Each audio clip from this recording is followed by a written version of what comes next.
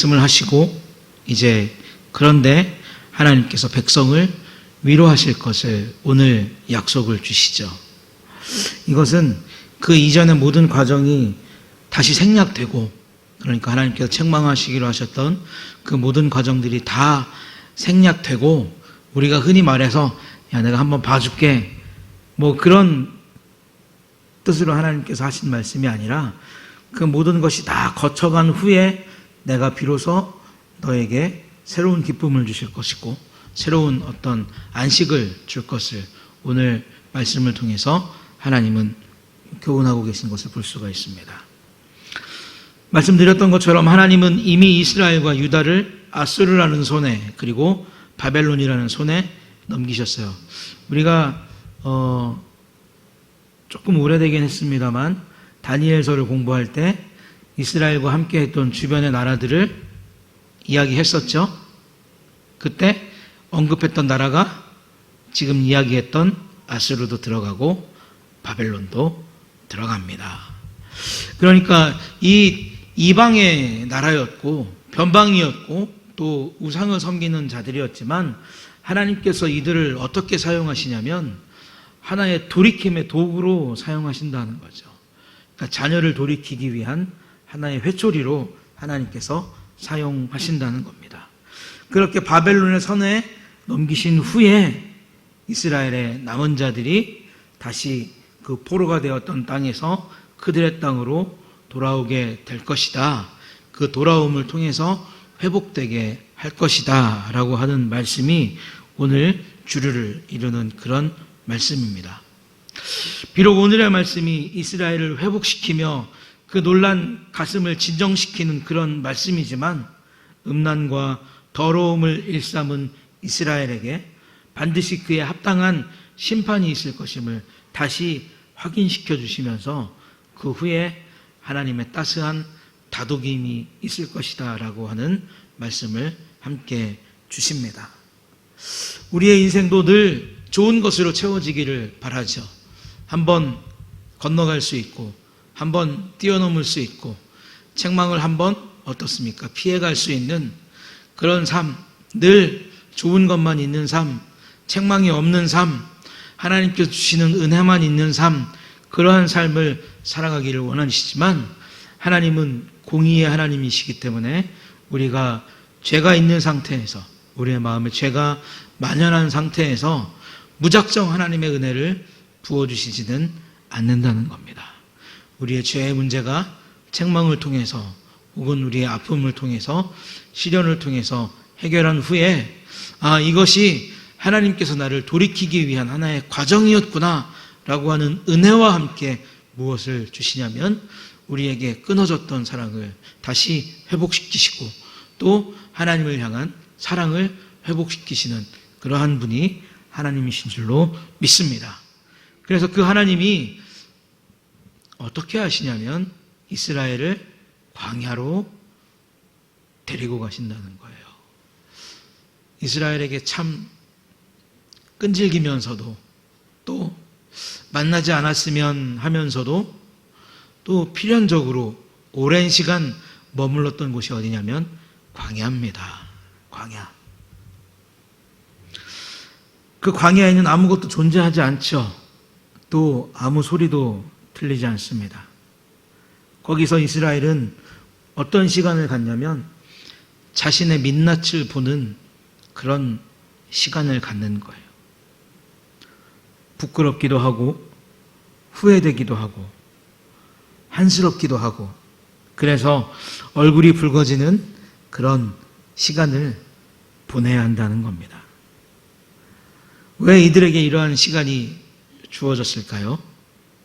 그들의 삶에는 우상을 향한 마음이 있었고 자신들의 탐욕을 위한 삶이 있었습니다. 그리고 그러한 삶에 제동을 걸 수 있는, 브레이크를 걸 수 있는 아무런 장치가 없었기 때문에 잘못을 잘못으로 깨닫지 못하고, 아픔을 아픔으로 깨닫지 못하고, 안타까움을 안타까움으로 깨닫지 못하는, 그냥 자기들만의 만족과 자기들만의 기쁨이 있는 그런 삶이 있었기 때문에 하나님께서 이러한 삶을 허락해 주셨다는 거죠. 그렇게 해서 이제부터가 중요한 거예요. 내 인생이 이렇게 흘러왔구나. 우리가 이렇게 살아왔구나. 참 우리의 민낯을 보니까 부끄럽구나.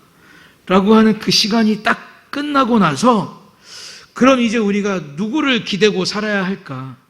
그러면 우리가 누구를 의지하고 살아야 할까라고 하는 그 고민의 시간 끝에 하나님께서 그들의 상처를 싸매주시고 치료해 주시고 위로해 주실 것을 오늘 말씀을 통해서 밝혀주고 계신다는 겁니다.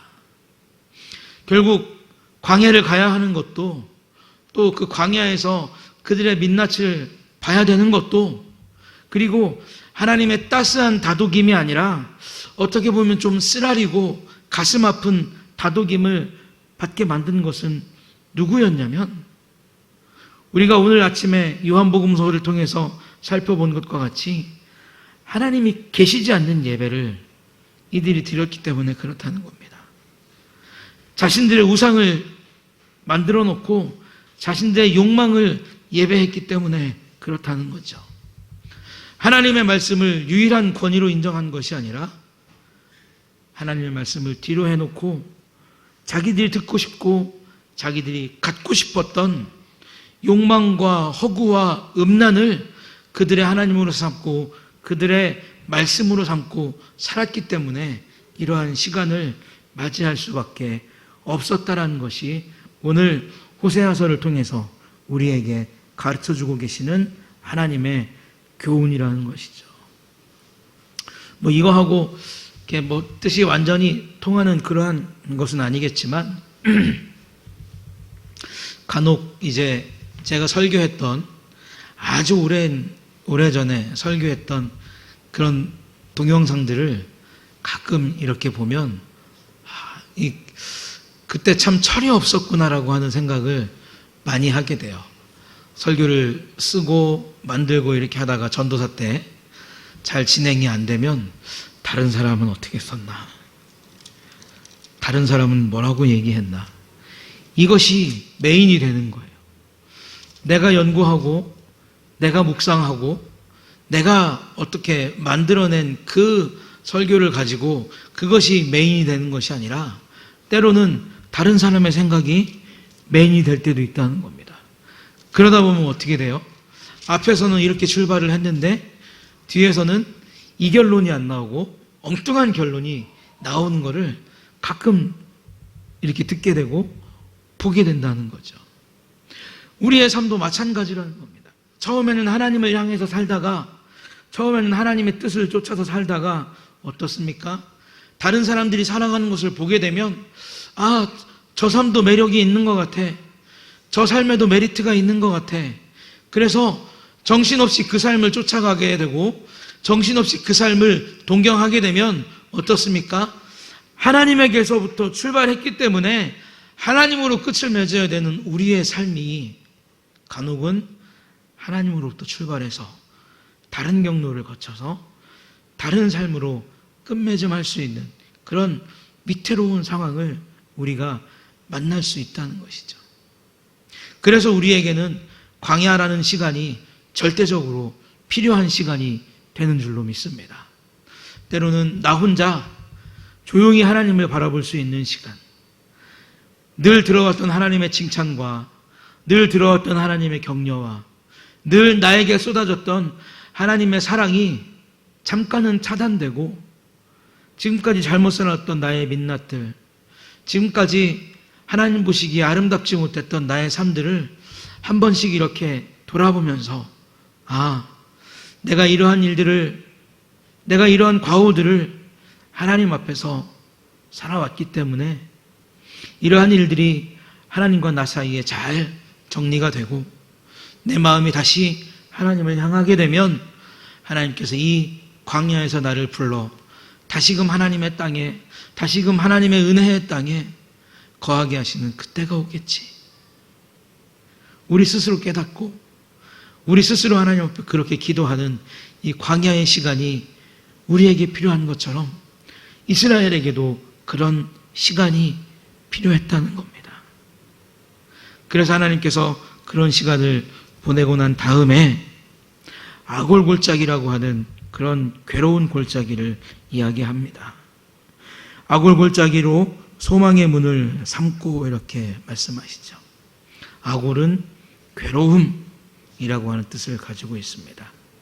그러니까 괴로움의 골짜기에서 어떻습니까? 소망의 문이 열리기까지 이스라엘 백성들은 괴로움을 감당해야 된다는 거죠. 하나님의 어떤 벌주심을 다 몸으로 겪어내야 된다는 겁니다. 하지만 거기에서 끝나는 것이 아니라 거기에서 모든 괴로움이 다 끝나고 이스라엘도 거기서 소망 없이 다 끝나는 것이 아니라 그 괴로움이 끝나는 때에 하나님은 이스라엘에게 무엇을 여시겠다고 말씀하시는 거예요? 소망을 여시겠다고 말씀하시는 거예요. 네가 거기서 절망하고 있을 때, 네가 거기서 좌절하고 있을 때, 하나님은 도무지 계시지 않는가 의문을 품고 있을 때, 그때 비로소 하나님은 무엇을 하시겠다? 소망의 문을 여시겠다. 그리고 이스라엘에게 포도원을 선물로 주시겠다라고 말씀하고 계신 겁니다. 여러분, 포도는 이스라엘에게 있어서 아주 귀중하고 유용한 열매입니다. 아골 골짜기의 그 골짜기를 지나게 되면 포도처럼 귀중하고 아름다운 열매를 이스라엘에게 주셔서 다시금 행복이 샘솟는 기쁨의 시간을 주시겠다 하나님께서 말씀하시는 것이죠. 먹고 마실 수 있는 시간을 하나님께서 그 즐거움의 시간을 다시 이스라엘에게 선물로 주시겠다 그렇게 말씀하고 있는 겁니다. 이 회복의 선물은 이스라엘이 스스로 건널 수 없었던 홍해를 건너 애굽의 두려움에서 해방됐던 그때와 같이 기쁨을 주시겠다는 말씀이고, 시내산에서 언약을 맺으며 순종을 다짐했던 때와 같이 순전하고 복된 상태로 회복될 것이라는 말씀을 하나님께서 주신 거죠. 그리고 이 책망을 받기까지 이스라엘이 의지하고 살아왔던 그 모든 우상들, 바알들을 다 버리고 여호와를 전적으로 의지하고 그분을 따르고 사랑하는 마음으로 살게 될 것을 하나님은 이 골짜기의 시간이 지난 다음에 맞이하게 될 것이다 이렇게 교훈하고 계신 것입니다. 사랑하는 성도 여러분, 아직까지 그렇게 큰 아픔의 시간이나 그렇게 큰 힘든 시간은 제 46이라고 하는 그 짧은 삶 속에 그렇게 없었던 것 같은데 지금 이제 시작이 됐네요. 한 두세 번 이렇게 눈을 감고 계시는데 눈을 뜨시고, 제가 앞에서 설교하면서 괴롭지 않도록 눈을 뜨시고, 자, 앞에서 말씀드렸던 것처럼 우리에게도 이런 광야의 시간이 필요합니다. 내 마음이 황량해지고, 아이고 이거 누가 좀 내 아픔을 싸매주지? 아유 이거 누가 내가 당하는 괴로움을 좀 알아주지? 누가 좀 나를 안아주지 않나? 누가 좀 나를 보듬어주지 않나? 이런 혼자만의 고독한 시간이 필요하다는 거예요. 왜냐하면 거기 있을 때, 내가 그 외로운 시간 안에 있을 때 나를 위해서 유일하게 복을 준비하시는 하나님을 만날 수 있다는 겁니다. 거기에서 유일하게 나를 안아주시고자 팔을 벌리고 계신 하나님을 만날 수 있다는 거예요. 내가 내 잘못 때문에 눈물을 쏟고 아파하고 쓴 울음을 삼켰지만 그 고생으로 얼룩진 내 눈물을 씻기시고 결국 나를 어루만져 주실 분이 하나님 한 분이라는 것을 깨닫게 하시기 위해서 우리에게는 광야와 같은 시간이 필요하다는 겁니다. 아무런 반성이나 아무런 뉘우침 없이 하나님께서 그냥 무턱대고 복을, 무턱대고 은혜를, 무턱대고 용서를 베풀지 않으시겠다는 말씀이죠. 그래서 우리가 어려움 속에 기대할 수 있고 힘든 가운데 소망을 품을 수 있는 이유가 바로 이러한 이유라는 겁니다. 우리 스스로 잘못했기 때문에 광야와 같은 시간을 만나든지, 혹은 우리의 잘못과는 상관없이 외부적인 어려움 때문에 광야에서의 시간을 만나든지, 그 시간이 지나게 되면 나를 안아주시는 그 유일한 분이 하나님이시고, 내 어려움을 알아줄 수 있는 유일한 분이 하나님이시고, 내 눈물을 닦아줄 수 있는 유일한 분이 하나님이시구나. 그것을 깨닫게 하시기 위해서 하나님은 광야로 우리를 불러가신다는 겁니다. 예전에 제가 고등학교 한 2학년, 고등학교 3학년이 시작되는 겨울방학에 저를 가르쳐 주셨던 담임 목사님을 만났어요. 그래서 만나서, 목사님, 저 신학교 갈 겁니다. 그랬더니, 진짜로 갈래? 그러더라고요. 예, 갈 겁니다. 그래서 보충 수업하고 한 주간 보내고 또 주일날 교회 갔더니, 너 진짜 신학교 갈 거냐? 예, 갈 겁니다. 그리고 또 한 주간 살다가, 진짜 신학교 갈 거냐? 예. 그러면 내일부터 나랑 기도원을 가자. 기도원 가서 정말 네가 신학교 갈 건지 안 갈 건지 거기서 하나님 앞에서 기도해보고 결정해도 늦지 않는다. 신학교 가자. 기도원 가자. 그러시더라고요. 그래서 어쨌든 보충 수업을 안 들을 수 있다는 희망을 안고 제 옷보따리를 싸가지고 목사님과 함께 기도원에 들어갔습니다.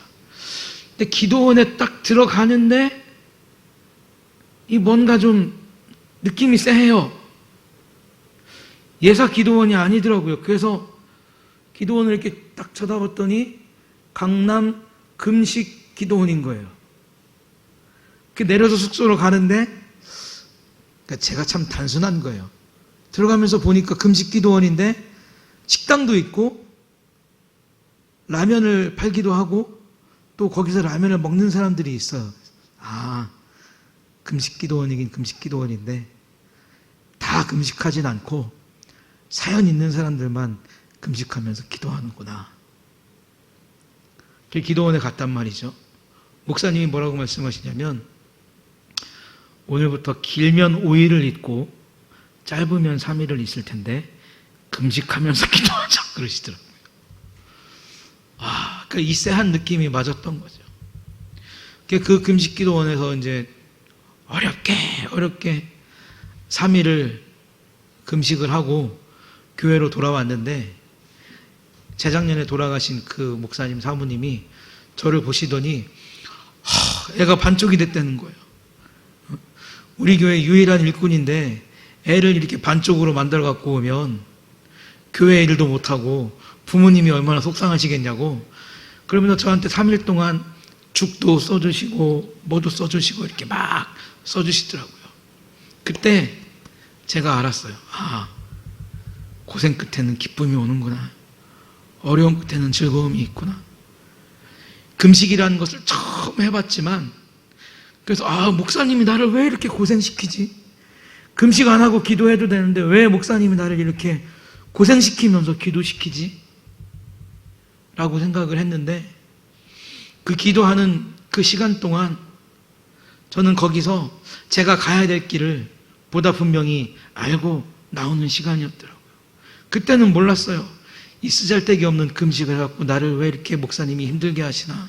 그때는 몰랐는데, 시간이 지나고 이제 저도 목회자가 되고 또 이렇게 귀한 교회 한 담임을 하고 시간이 지나면서 이제 사모님은 소천을 하셨지만, 그 지나온 모든 시간들을 딱 돌이켜 보니까 그 광야와 같이 나 혼자 거기에 떨어져서 금식하면서 기도했던 그 시간이 내가 정말 앞으로 어떠한 길을 가야 될 것이고 내가 앞으로 어떤 시간을 보내야 할 것인가에 대한 확실한 어떤 길잡이가 되었던 것이 그 시간이었구나라는 것을 제가 깨닫습니다. 그래서 우리에겐 다 그런 시간이 필요한 거예요.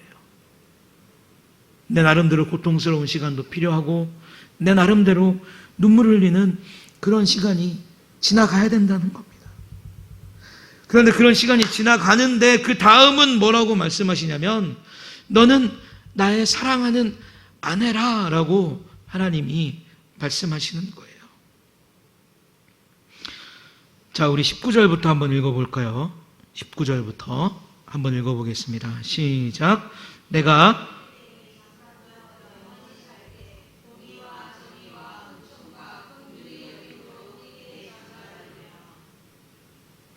한 절 더 읽어볼까요?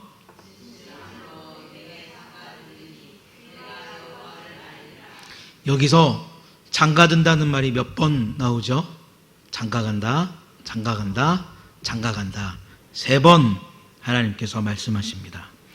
3번은 성경에 있어서 어떤 숫자이죠? 한번 따라할까요? 완전수. 그러니까 하나님의 완전한 의지를 나타내는 겁니다. 내가 완전히 너에게 장가가겠다. 내가 너만 사랑하겠다. 내가 너만 바라보겠다. 그런 말씀을 하나님께서 이스라엘에게 주셨다는 겁니다. 아까 우리 새가족 공부할 때 박소영 성도님하고 우회정 성도님께도 여쭤봤지만 이 청혼이 스페셜했기 때문에 뭔가 내 머리에 팍 꽂히는 게 있기 때문에 그 청혼을 받아들이고 결혼을 한 거예요. 뭐 한 번은 아니라고 하셨는데 그닥 저 같은 사람은 참 나쁜 사람이죠. 제가 TV를 보면서 유일하게 채널을 돌릴 때가 있습니다. 그때가 언제냐면 남자가 여자한테 청혼할 때. 왜냐하면 저는 청혼을 안 하고 결혼했거든요. 오늘 보면 하나님께서 이스라엘에게 무슨 말씀하시냐면 내가 너랑 결혼할 거야. 내가 정말 너 좋아하거든. 그래서 나는 너 아니면 못 살 것 같아. 그래서 너만 바라보고 너만 사랑할 거야. 너만 내 신부가 될 수 있어. 그런 마음을 이스라엘에게 표현하신다는 겁니다. 아까는 어떤 마음이었어요? 혼나야 되는 마음이었고 아파해야 되는 마음이었고 혼자 있어야 되는 마음이었고 눈물 흘려야 되는 그런 마음이었지만 그 시간이 다 지나고 이스라엘이 온전해지고 정결해지고 깨끗해지니까 하나님께서 무엇을 선포하시는 겁니까? 내가 내 모든 것을 너에게 다 줄 수 있는 그런 신랑이 되어줄 거야 라고 하나님께서 말씀하신다는 거예요. 하나님의 사랑이 완전하다는 것을 말씀하신다는 겁니다. 징계가 있었고 눈물 나는 날이 있었지만 이스라엘이 고통스럽고 힘들어할 때가 있었지만 그래서 이게 우리 삶의 운명의 전부라고 생각할 때가 있었지만 하나님은 그 징계의 날이 끝나면 마치 순결하고 정결한 신부와 같이 이스라엘을 여겨주시고 받아주시고 인정해 주시겠다라고 하는 또 다른 뜻이 이 내가 너와 결혼하겠다 장가들겠다라고 하는 이 말씀 속에 포함되어 있는 거예요. 그들의 힘으로는 절대 깨끗해질 수 없고 그들의 힘으로는 절대 정결하게 될 수 없지만 누가 그렇다고 인정해 주시는 겁니까? 하나님께서 너는 이제 정결한 이스라엘이야, 너는 이제 순결한 이스라엘이야 라고 인정해 주시고 그런 너에게 내 마음을 모두 다 줄게, 내가 너에게 장가갈 거야 라고 하나님께서 말씀하시는 겁니다. 그리고 둘째로는 무엇이냐면 영원히 사는 것을 이 장가간다는 의미를 통해서 말씀해 주신다는 거죠. 우리는 구원은 시간에 그리스도의 연합에 대해서 함께 배웠습니다. 이 그리스도의 연합이, 자, 저를 한번 보실까요? 막간을 이용해서 얼마나 기억하고 계시는지. 그리스도의 연합은 떨어질 수 있다, 없다? 없다. 그리스도의 연합은 한번 맺어지면 영원하다, 영원하지 않다? 영원하다. 그렇습니다. 이 연합을 통해서 하나님께서 우리와 함께 하시겠다는 겁니다. 한번 결혼한 이 결혼은 절대 취소될 수 없고 한 번 주신 은혜는 절대 남에게 빼앗길 수 없고 내가 너와 영원히 살 거야, 내가 너하고 단둘이 행복하게 영원히 살 거야 라고 하는 그 영원히 산다라는 그 개념을 너와 결혼할 거야, 너에게 장가들 거야 라고 하는 표현을 통해서 나타내고 계신다는 겁니다. 그리고 마지막으로 세 번째로 이 결혼은 하나님의 풍성한 선물이 있다는 것을 나타내고 있는 거예요. 하나님의 공의와 정의와 은총과 긍휼과 그리고 진실함은 하나님만 가지고 계신 것입니다. 온전한 정의와 온전한 공의와 은총과 긍휼과 진실함은 하나님만 가지고 계신다는 거죠. 죄에 둔감한 인생들은 언제나 죄를 통해서 쾌감을 얻고 즐거움을 얻지만 하나님과의 결혼이 성립하게 되면 우리는 이러한 것들을 버리고 하나님의 의를 힘입어서 곧고 아름다운 삶을 살게 될 것이다 라고 하나님은 이스라엘에게 말씀하고 계신다는 겁니다. 사랑하는 성도 여러분, 저와 여러분들이 하나님의 순결한 신부가 된 줄로 믿습니다. 그래서 우리는 영원히 하나님과 함께 사는 줄로 믿습니다. 비록 우리가 이 땅에서 죄의 유혹을 받으며 살아가지만, 그래서 때로는 쓰러지기도 하지만 어떻습니까? 우리는 하나님의 의를 힘입어서 예수 그리스도의 삶을 쫓아가는 그런 귀하고 복된 삶을 지금 살아가고 있는 줄로 믿습니다. 그리고 마지막으로 하나님께서 이스라엘 백성에게 주신 은혜는 무엇이냐면, 안아주시고 보듬어 주시고 내가 너랑 결혼할 거야 라고 하는 그 은혜를 주신 다음에 어떤 은혜를 주시냐면, 하나님께서 이스라엘에게 응답할 것이다 라고 하는 은혜를 주신다는 겁니다. 새로운 관계가 성립이 되는 거예요. 새로운 삶이 그들에게 주어진다는 겁니다. 새로운 출발에 하나님의 응답이 기다리고 있다는 것을 하나님께서 선물로 주시겠다는 겁니다. 막막하고 두려운 삶에서 벗어난다는 은혜죠. 아무리 부러지져도 몸에 상처를 내고 미친 듯이 춤을 춰도 응답하지 않던 그 갈멜산의 바알을 기억하십니까? 이 세상은 마치 바알과 같은 존재라는 겁니다. 아무리 날고 뛰고, 아무리 긴 시간 춤을 추고, 아무리 긴 시간 그 몸을 학대하고, 아무리 긴 시간 그 몸을 희생해도 하늘에서 응답이 없는 바알과 같이 이 세상의 영화와 부귀와 기쁨은 바알 신과 같은 그러한 영역에 속해 있다는 거예요. 우리의 신이라고, 나의 신이라고, 내가 당신에게는 전부라고, 당신에게는 내가 전부라고 아무리 임해도 응답이 없는 세상이 지금 우리가 살아가는 세상이고, 응답이 없었던 신이 어떤 신입니까? 바알과 같은 신이라는 거예요. 그들에게 바알은 응답이 없었습니다. 아무런 대꾸도 없었고 흔적이나 작은 변화조차 감지할 수 없었다는 거예요. 갈멜산에서 아무리 바알의 선지자들이 뛰어놀고 별 난리를 쳐도 엘리야가 조롱하는 그 조롱을 다 듣고 그 수모를 다 겪어도 어떻습니까? 바알은 응답하지 못했다는 거예요. 끝내 아무 소리도 못했다는 겁니다. 그러나 엘리야가 하나님께 기도했을 때 하나님은 그 모든 것을 다 살라버리셨어요. 흔적도 없이 살라버리셨습니다. 엘리야는 미친 듯이 뛰지도 않았고 그 몸을 상하지도 않았습니다. 그러나 하나님께서는 그곳에 오셔서 엘리야의 기도에 응답해 주셨다는 것이죠. 이제 이스라엘은 그런 하나님을 경험하게 될 것이다 말씀하고 계신 겁니다. 기도하면 그 기도 가운데 하나님께서 응답하실 것이고, 하나님께 소망을 두면 그 소망 가운데 하나님께서 응답하실 것이다 하나님은 약속하고 계신다는 거죠. 우리가 물질의 어려움과 곤경 속에 있을 때 하나님께 소망을 두고 기도하면 하나님께서 응답해 주실 줄로 믿습니다. 우리의 심령이 곤고해지고 우리의 삶이 어려워질 때 하나님께 소망을 두고 기도하면 하나님께서 그 어려움 속에 긍휼을 베풀어 주셔서 울고 안타까워하는 우리의 심령 속에 웃음과 기쁨을 새롭게 회복시켜 주실 줄로 믿습니다. 그래서 기쁨과 찬송이 떠나갔던 내 삶에 다시 한번 하나님을 찬송할 수 있는 날을 주실 것이고, 다시 한번 하나님의 은혜를 소유하며 살아갈 수 있는 날을 주실 것이고, 나의 영원한 신랑 되신 하나님께서 이 세상 끝날까지 나를 사랑하신다는 확신 속에 살아갈 수 있도록 하실 것이고, 그 확신 속에서 이제 우리는 더 이상 외롭지 않고 하나님의 말씀을 따라 우리의 삶을 하루하루 살아나갈 수 있는 은혜와 복이 주어질 줄로 믿습니다. 사랑하는 성도 여러분, 이제 우리가 또 한 주간의 삶을 살아가야 됩니다.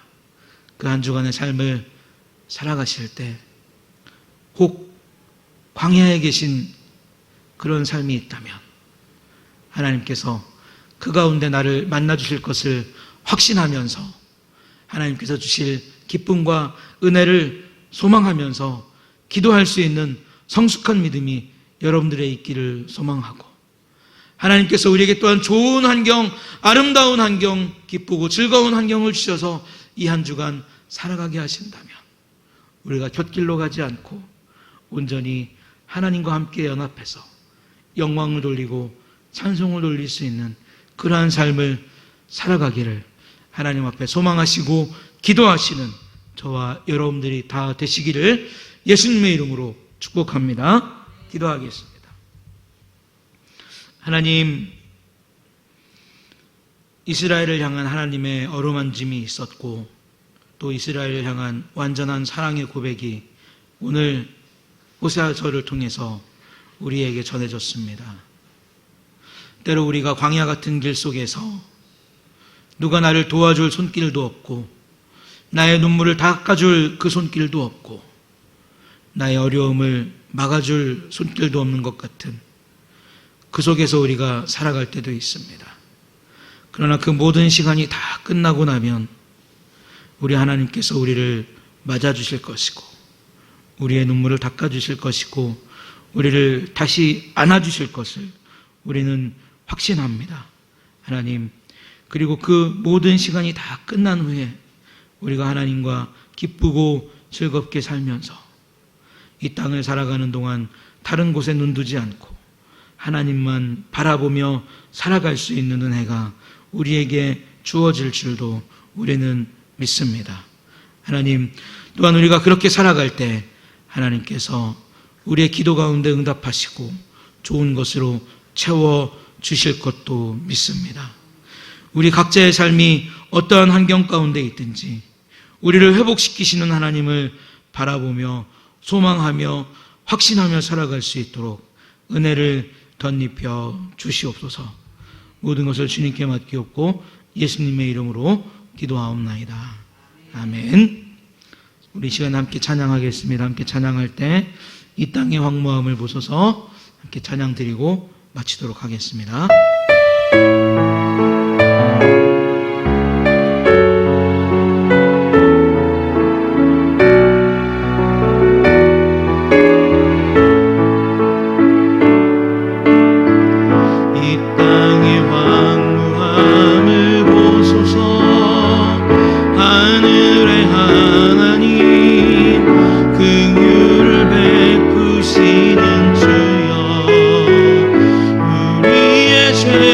용서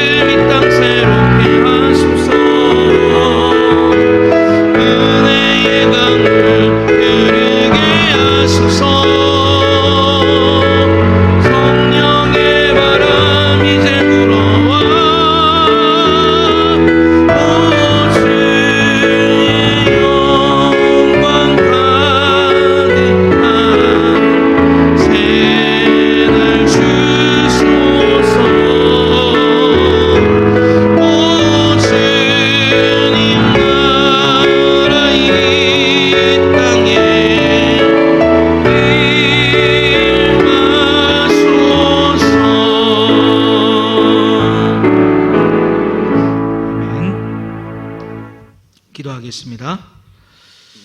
지금은 우리 주 예수 그리스도의 크신 은혜와 하나님 아버지의 무한하신 사랑하심과 성령님 대주교통위로 역사하신 은혜가 오늘 이른 아침부터 오후까지 하나님을 예배한 모든 하나님의 성도들 머리 위에, 한 주간의 삶 위에, 사업과 일터와 직장 위에 이제로부터 영원토록 함께 계실지어다. 아멘.